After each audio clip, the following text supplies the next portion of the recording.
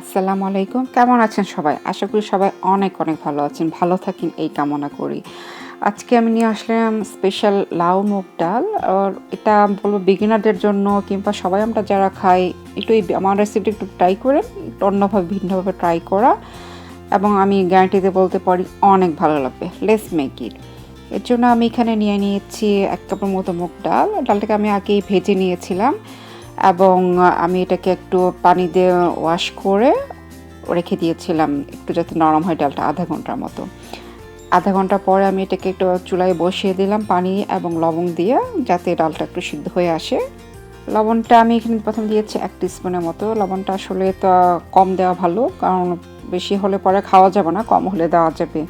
আর আমি আরেকটা যেটা জিনিস করি, আমি যখন ডালটা কিনি আমি একদিনের সময় করে পুরো ডালটা ভেজে রাখি এবং একটা এয়ারটাইট কন্টেনারে রেখে দিই। পরে আমি যখন লাগে প্রয়োজন মতো ডালটা নিয়ে আমি ইউজ করি। এভাবে যেটা হয় টাইমটা বেঁচে যায়, আপনি যখন ডালটা ইচ্ছা তখন রান্না করলেন। তো আপনারা দেখতে পাচ্ছেন আমার ডালটা সিদ্ধ হয়ে আসছে, অলমোস্ট বলক চলে এসেছে। তো ডালটা যখন সিদ্ধ হয়ে আসবে তখন এর মাঝে দিয়ে দেবো 1 টিস্পুন করে আদা রসুন বাটা। আমার ডালটা নিয়েছিলাম 1 কাপের মতো। আর মেক শিওর ডালটা সিদ্ধ হলে পরে আপনি আস্তে আস্তে সব মশলা অ্যাড করবেন। আর দিয়ে দিচ্ছি আরও 1/2 টিস্পুনের মতো হলুদ গুঁড়ো। হলুদটা আপনারা বুঝে শুনে দিবেন। এটা আমি ডাল নিয়েছিলাম 1 কাপের মতো। আর অনেক কিছু হলুদ আছে খুবই স্ট্রং, আপনারা কেয়ারফুলি হলুদটা দিবেন, অল্প অল্প করে দিবেন, কারণ হলুদ বেশি হয়ে গেলে কিন্তু ডালটা একটা তিতকুটে ভাব চলে আসে, খেতে ভালো লাগে না। আরও দিয়ে দিচ্ছি 1/2 টিস্পুন ধনিয়া গুঁড়ো, 1/2 টিস্পুন জিরা গুঁড়ো এবং দিয়ে সব কিছু ভালো করে মিক্স করে নেব। মশলা ভালো করে মিক্স করে নেওয়ার পরে একটা ডাল ঘুটনি দিয়ে আমি একটা ডালটাকে ভেঙে নিব। আর আপনাদের কাছে ডাল ঘুটনি না থাকলে আপনারা হুইস্কও ইউজ করতে পারেন। এখন আমি ডালের মাঝে দিয়ে দিব ছোট ছোট করে কেটে রেখেছিলাম আমি একটু কচি লাউ 1 বাটির মতো। আপনারা মেক শিওর করবেন একটা কচি লাউ নিতে এবং ডালের মাঝে সেই কচি লাউটা ঢেলে দিলাম 1 বাটি।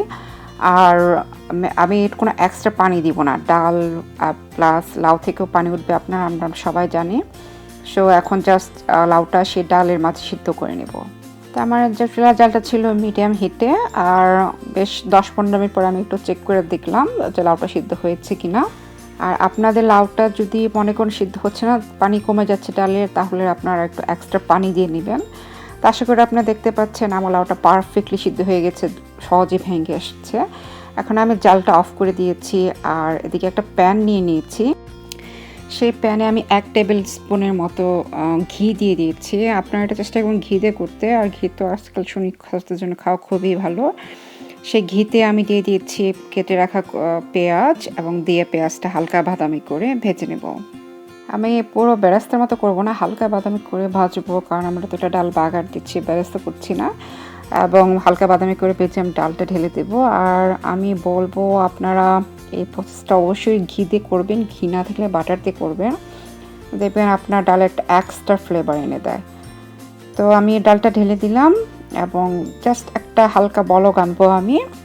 এবং আপনার যদি মনে হয় ডালটা খুব বেশি ঘন হয়ে যাচ্ছে, আপনি 1/2 কাপের মতো কিংবা 2 টেবিল স্পুন মতো একটু পানি দিয়ে নিতে পারেন। আমার ডালে ঘনত্বটা আমার মনে হচ্ছে পারফেক্ট আছে, আমি এক্সট্রা আর কোনো পানি ইউজ করব না। আর নামানোর আগে দিয়ে দিলাম ধনে পাতার কুচি, আর দিয়ে দেবো 2-3টা কাঁচামরিচ। কাঁচামরিচটা আমি বলবো ডালের শেষে দিতে, বাগারের পরে একটা এক্সট্রা দেখবেন একটু মরিচের একটা ফ্লেভার, ডিফারেন্ট ফ্লেভার নিয়ে আসে। তো আমার ডালটা ডান, এখন আমি ডালটা নামিয়ে নিব। তো হেয়ার ইউ গো ভিউয়ার্স, তৈরি হয়ে গেলো ভীষণ মজার স্পেশাল লাউ মুগ ডাল। আশা করি আজকে আমার রেসিপি ফলো করে আপনারা এটা বানাবেন এবং বলতে পারি অবশ্যই এটা অনেক মজা লাগবে দেখবেন আপনাদের। Thank you for watching, thank you পাশে থাকবার জন্য, সময় নিয়ে দেখার জন্য। কেমন লাগলো ভিডিও প্লিজ কমেন্টস বিলো। আর সামনে পিঠার মৌসুম আসছে, শীত আসছে, কী ধরনের পিঠা দেখতে চান প্লিজ কমেন্টস বিলো এবং জানান। সবাই অনেক ভালো থাকেন, আমার জন্য দোয়া রাখবেন। আল্লাহ হাফেজ।